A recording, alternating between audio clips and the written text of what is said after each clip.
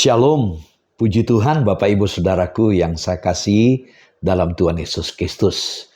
Kita berjumpa kembali dalam katekisasi. Ini adalah materi terakhir yang ke-15. Sesungguhnya hanya 13 ya materi utama, tapi di awal-awal saya sisipin beberapa hal yang sangat mendasar. Kenapa kita harus belajar teologi? Kenapa kita mendasari dengan pemahaman tentang Allah dalam Alkitab kita harus dibukakan pemahaman ini secara khusus, betapa pentingnya kita belajar Alkitab. Nah, saudaraku, dalam perjumpaan terakhir ini saya akan membahas tentang perjamuan kudus. Setelah kita belajar tentang baptisan, sekarang perjamuan kudus. Ada dua sakramen penting ini yang harus kita pahami. Nah, untuk itu mari kita siapkan hati kita dan Alkitab kita juga. Ya, kita berdoa. Bapa kami dalam sorga, sungguh kami bersyukur buat waktu yang sudah kau berikan bagi kami untuk kembali kami belajar firman-Mu. Tolong kami Tuhan, mampukan kami untuk menyerap apapun yang kami pelajari. Tuhan Yesus sertai kami dan urapi kami, termasuk hamba-Mu yang sangat terbatas dan lemah ini kau pakai menjadi alat-Mu. Dalam nama-Mu Tuhan Yesus kami berdoa. Haleluya. Amin. Puji Tuhan, Bapak Ibu Saudaraku yang saya kasih dalam Tuhan Yesus Kristus, kita coba memikirkan ini dari 1 Korintus pasal 11 ayat 23 sampai 29 tentang perjamuan kudus. Nah, Bapak Ibu Saudaraku yang saya kasih, sebagai orang-orang percaya, orang-orang Kristen, kita harus mengerti. Bukan hanya mengerti, ya mengerti, memahami, dan tentu melaksanakan apa yang Tuhan perintahkan kepada kita untuk mengingat tentang kematiannya dengan upacara perjamuan kudus atau perjamuan suci. Nah, Bapak Ibu Saudaraku, walaupun Tuhan Yesus sudah memberitahukan kepada murid-muridnya, pengikut-pengikutnya, bahwa Ia menghendaki agar mereka, murid-murid, berbuat baik secara pribadi maupun di dalam persekutuan jemaat. Tidak ada banyak yang wajib kita perbuat secara tertentu sebagai upacara. Saudara, upacara yang pertama yang diperintahkan oleh Tuhan Yesus adalah agar kita mengikuti pembaptisan. Dan baptisan ini setelah kita percaya kepada Yesus, kita perlu mengakui kepercayaan itu di hadapan manusia. Dan kata lain, kita menyaksikan ya keyakinan, pertobatan, penyerahan diri kita kepada Tuhan ya lewat baptisan. Nah, upacara yang kedua yang diperintahkan Tuhan, yang disuruh oleh Tuhan untuk kita adalah melakukan bersama-sama dengan jemaat. Merupakan sebuah tindakan atau istilahnya itu perjamuan, yaitu makan roti dan minum anggur untuk memperingati dan melambangkan kematian Yesus atas hidup kita. Inilah yang disebut dengan perjamuan kudus atau perjamuan suci. Ya, kita dibaptiskan dalam air sekali saja setelah menaruh iman keyakinan kita kepada Yesus. Tetapi perjamuan kudus atau perjamuan suci itu diadakan berulang-ulang kali pada waktu yang ditentukan, ditetapkan oleh gereja. Sebagai contoh di gereja EOCC ya, Alpha Omega Community Church atau dikenal dengan GBT KU Ngesrep. Ya, perjamuan kudus itu dilaksanakan dalam ibadah raya pagi itu di minggu pertama. Kemudian ibadah raya siang pada minggu kedua. Lalu yang ketiga, ibadah sore ya pada minggu ketiga. Nah, itu contoh. Tapi ada gereja yang setahun cuma 3 kali. Ya, itu kebijakan yang jelas dan pasti. Baptisan itu sekali, perjamuan kudus berulang kali. Nah, puji Tuhan, Bapak Saudaraku, coba kita akan membaca sejenak ayat ini. 1 Korintus pasal 11 ayat 23 sampai 26. Sebab apa yang telah kuteruskan kepadamu telah aku terima dari Tuhan. Yaitu bahwa Tuhan Yesus pada malam waktu ia diserahkan mengambil roti. Dan sesudah itu ia mengucap syukur atasnya. Ia memecah-mecahkannya dan berkata, inilah tubuhku yang diserahkan bagi kamu. Perbuatlah ini menjadi peringatan akan aku. Demikian juga ia mengambil cawan, sudah makan lalu ia berkata, cawan ini adalah perjanjian baru yang dimateraikan oleh darahku. Perbuatlah ini setiap kali kamu minumnya menjadi peringatan akan aku.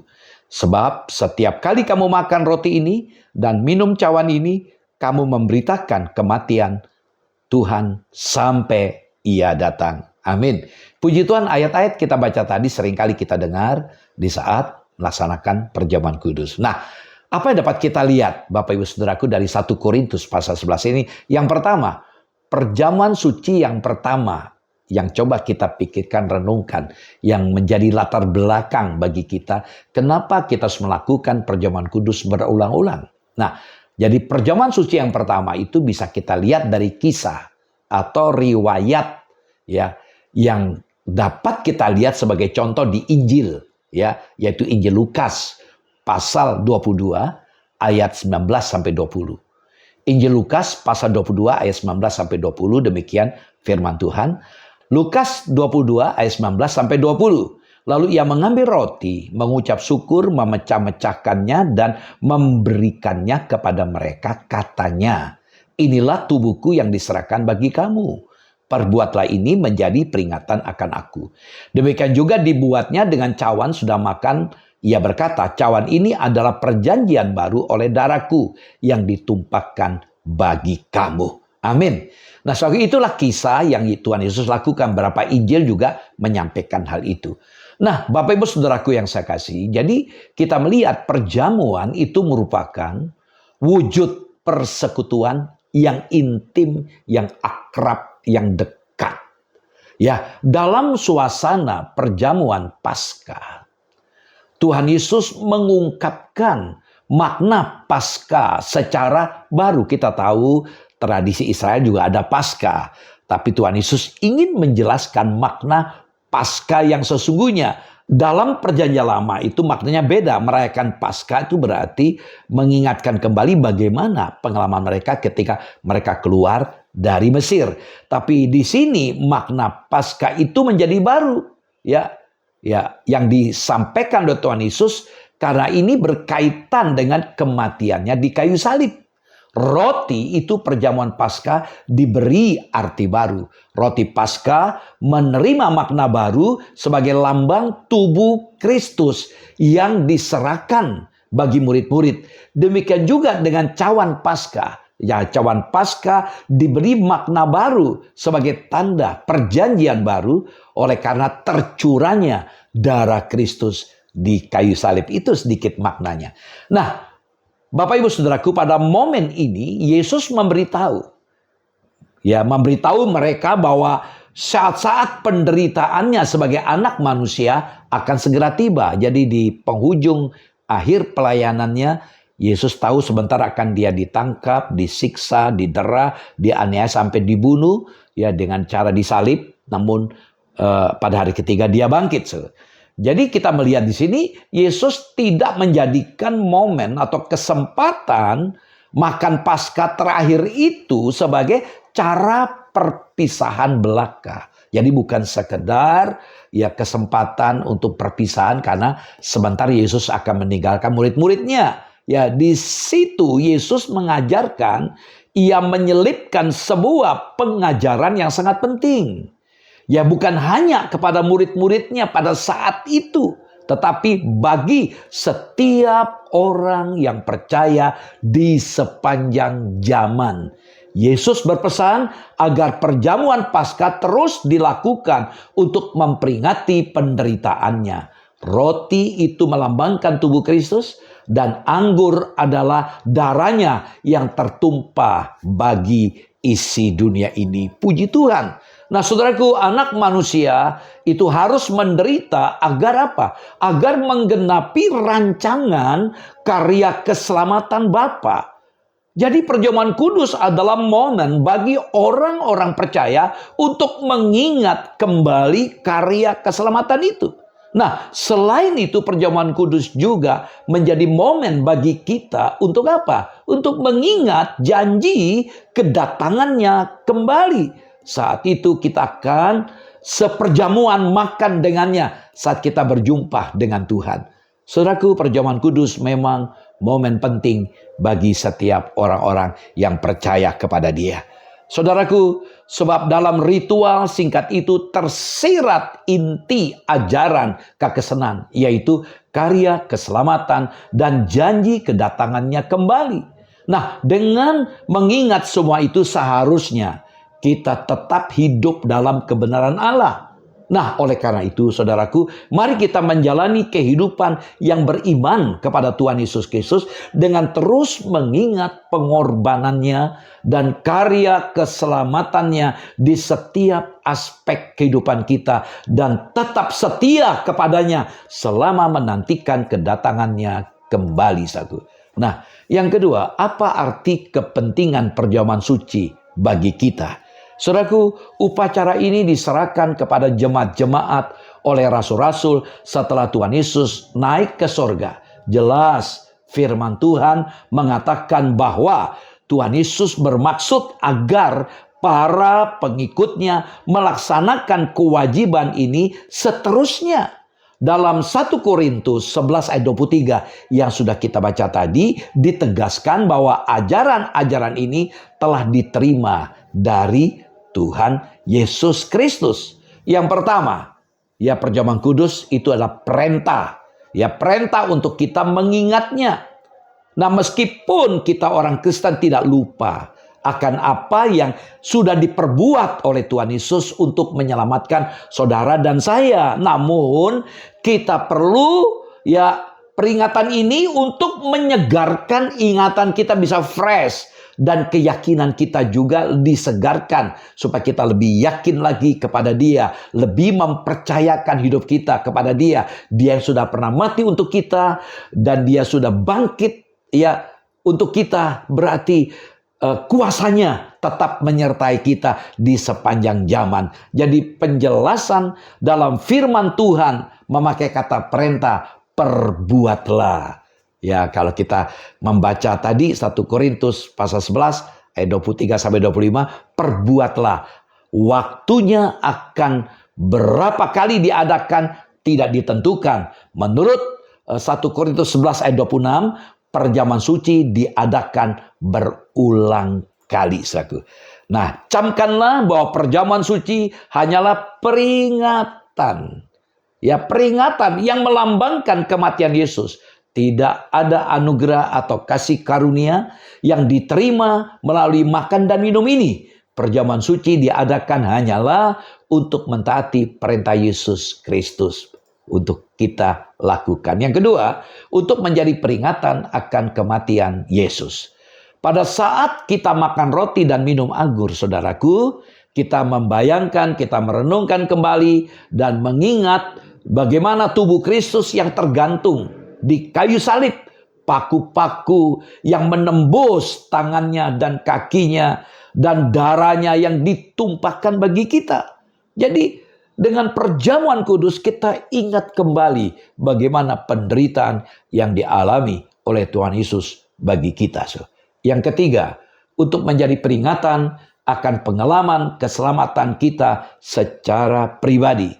Ketika kita merenungkan tentang kematian Yesus, seharusnya kita juga ingat saat kita secara pribadi mengaku percaya dan menerima Yesus sebagai juru selamat. Jadi ketika kita melakukan perjamuan kudus, kita ingat kembali bagaimana pengalaman kita menjadi Kristen ketika kita mengambil keputusan untuk percaya Yesus. Puji Tuhan. Mari kita baca sejenak 1 Korintus 11 ayat 27 sampai 28. 1 Korintus 11 ayat 27 sampai 28. Jadi barang siapa dengan cara yang tidak layak makan roti atau minum cawan Tuhan, ia berdosa terhadap tubuh dan darah Tuhan.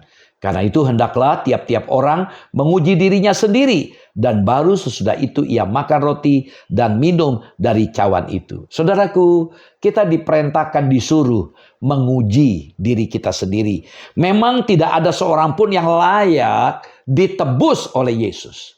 Tetapi kita dijadikan layak oleh tubuh dan darah Yesus yang dikorbankan untuk menyucikan saudara dan saya. Kita menguji diri kita sebagai kesempatan memperbarui iman dan sekaligus menyerahkan hidup kita kembali dengan sempurna secara total kepada Tuhan Yesus. Barulah kemudian kita makan roti dan minum anggur itu. Karena itu beberapa gereja selalu mengingatkan, minggu depan kita akan mengadakan perjamuan kudus. Berarti dalam 1 minggu kita menyiapkan diri, kita menyelidiki diri kita perlu pemberesan segala macam. Ya puji Tuhan. Lalu yang keempat, saudaraku, perjamuan kudus untuk menjadi peringatan kepada mereka yang belum percaya bahwa mereka akan menerima hukuman. 1 Korintus 11 ayat 27 dan 29. 1 Korintus 11 ayat 27 dan 29. Jadi barang siapa dengan cara yang tidak layak makan roti atau minum cawan Tuhan, ia berdosa terhadap tubuh dan darah Tuhan. Karena barang siapa makan dan minum tanpa mengakui tubuh Tuhan, ia mendatangkan hukuman atas dirinya. Puji Tuhan. Saudaraku, siapakah yang tidak layak ikut perjamuan kudus? Seseorang yang belum mengakui Yesus dan belum menerima kematian dan kebangkitannya, artinya seseorang yang belum diselamatkan, maka dia tidak boleh mengikuti perjamuan kudus. Yang wajib mengikuti perjamuan kudus itu adalah orang-orang yang sudah percaya dan mengakui imannya dengan baptisan, yaitu hanya anggota jemaat-jemaat seiman.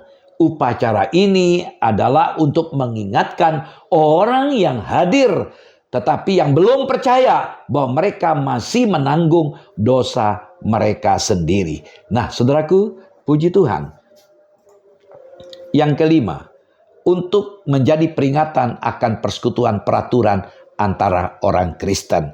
Jadi menjadi peringatan akan persekutuan peraturan antara orang Kristen. Jadi upacara ini dibuat Yesus di dalam persekutuan dengan murid-muridnya. Itu sebabnya upacara ini adalah upacara untuk anggota-anggota jemaat bersama-sama. Nah, pada saat itu kita memahami bahwa kita masing-masing adalah orang berdosa yang sudah diselamatkan oleh kasih karunia Allah di dalam Yesus Kristus. Yang keenam, untuk menjadi peringatan bahwa Kristus akan datang kembali. Kita baca ulang 1 Korintus 11 ayat 26. 1 Korintus 11 ayat 26. Sebab setiap kali kamu makan roti ini dan minum cawan ini, kamu memberitakan kematian Tuhan sampai ia datang. Jadi kita disuruh makan roti dan minum anggur sebagai peringatan akan kematian Yesus sampai ia datang kembali. Ini adalah peringatan akan janji Tuhan Yesus bahwa dia akan datang kembali dalam kemuliaan dan kemenangannya. Puji Tuhan. Saudaraku yang saya kasih, penghayatan apa tentang perjamuan kudus yang membuatnya sentral dalam ibadah kita? Pertama, perjamuan kudus memperingati. Tadi dalam 1 Korintus 11 ayat 24. Ya, memperingati apa? Memperingati karya keselamatan Kristus. Ia memberikan tubuh dan darahnya menjadi korban penebusan. Tiap kali menerima perjamuan kudus, kita ingat anugerah itu. Jadi perjamuan kudus membuat kita mendasari iman dalam peristiwa sejarah karya Yesus di masa lalu. Yang kedua, saudaraku, perjamuan kudus adalah pemberitaan. Kita sudah baca tadi dalam 1 Korintus 11 ayat 26. Kita yang sudah menjadi bagian dalam karya penyelamatan Yesus diisi, dikuatkan, dan didorong memberitakan kabar keselamatan dalam Kristus kepada orang yang belum mencicipinya. Nah, lalu bagai hidangan yang membuat orang yang belum makan diundang untuk makan. Demikian juga liturgi perjamuan kudus membuat mereka yang belum ikut Tuhan tertarik dan tidak menunda-nunda keputusan iman. Yang ketiga, perjamuan kudus memperkuat kerinduan untuk menyongsong perjumpaan kembali dengan Tuhan kelak. Dan sekaligus ambil bagian dalam perjamuan kekal yang Ia sediakan bagi kita. Kita sudah baca tadi dalam 1 Korintus 11 ayat 26. Yang keempat, makan dan minum. Perjamuan kudus merupakan perjamuan dengan Tuhan. Roti dan anggur itu tetap roti dan anggur biasa, tapi bukan sekadar simbol. Roti dan anggur itu menjadi sarana bagi perjamuan rohani real kita dengan Tuhan. Bila kita mengimani dan mensyukuri karya penyelamatan Yesus. Ketika kita makan, ketika kita minum benda-benda biasa itu, secara iman kita berpesta rohani bersama Yesus yang ada di sorga. Puji Tuhan.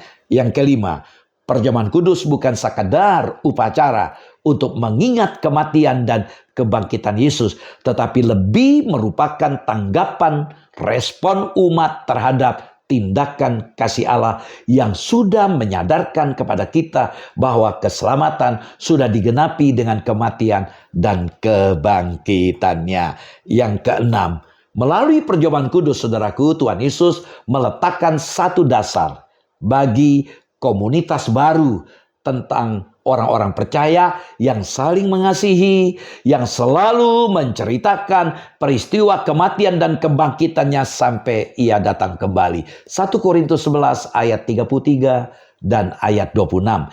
Karena itu saudaraku, jika kamu berkumpul untuk makan, nantikanlah olehmu seorang akan yang lain. Ayat 26, sebab setiap kali kamu makan roti dan minum cawan ini, kamu memberitakan kematian Tuhan sampai Ia datang. Perhatikan, setiap kali. Nah, puji Tuhan. Nah, saudaraku, jadi perjamuan kudus syarat dengan muatan kasih yang mengingatkan dan memperbolehkan kita untuk meneruskan kasih Allah dalam Yesus Kristus kepada setiap orang. Pikirkan ini, saudaraku. Ingatlah bahwa kematian dan kebangkitan Yesus dalam perjamuan kudus harus menjadi bagian integral dari hidup kita yang harus kita beritakan kepada semua orang.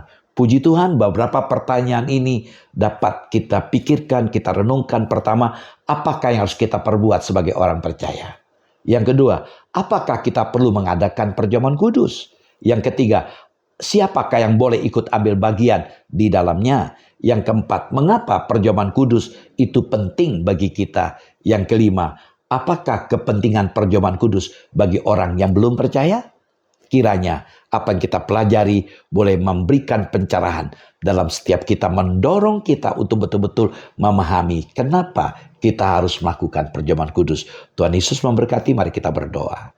Bapa, terima kasih buat firman-Mu, terima kasih buat karya-Mu, terima kasih buat pengorbanan-Mu, terima kasih buat kesempatan hari ini kami boleh belajar dari firman-Mu tentang perjamuan kudus. Bahwa setiap kami untuk menyadari ketika melakukan perjamuan kudus, kami punya sikap yang benar dalam melakukannya. Sehingga kami betul-betul dapat mengingat kembali betapa besar kasih-Mu untuk kami. Terima kasih, berkati setiap kami yang sudah mengikuti kelas katekisasi ini. Dalam nama-Mu Tuhan Yesus kami berdoa. Haleluya. Amin. Shalom, sampai jumpa lagi. Tuhan Yesus memberkati.